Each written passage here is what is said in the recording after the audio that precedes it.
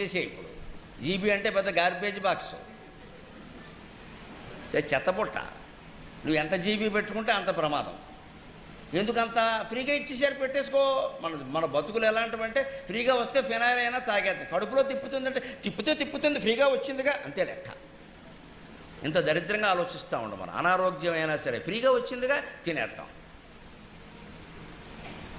ఈ ఫ్రీకి అంత ప్రాధాన్యం ఇస్తాం కాబట్టి భారతీయుల బతుకులు దెబ్బతింటున్నాయేమో. ఫ్రీ ఆఫర్ ఇచ్చారు అంటే అక్కడ మోసం, అది కొనకూడదు. వాడేవాడండి మనకు ఆఫర్ ఇవ్వడానికి. అసలు ఇప్పుడు కొంటే సగం రేటు తగ్గించాడు అంటే అప్పుడు కొనకూడదు ఖచ్చితంగా. నువ్వు పూర్తి రేటు తీసుకొని నాకు వస్తువు బాగుండాలని చెప్పాలి. కానీ మన బుద్ధులు అలా ఉండాలి. సగం ఆఫర్ కొనేద్దాం, రేపటితో సాయంత్రం వెళ్ళిపోదాం అంతే.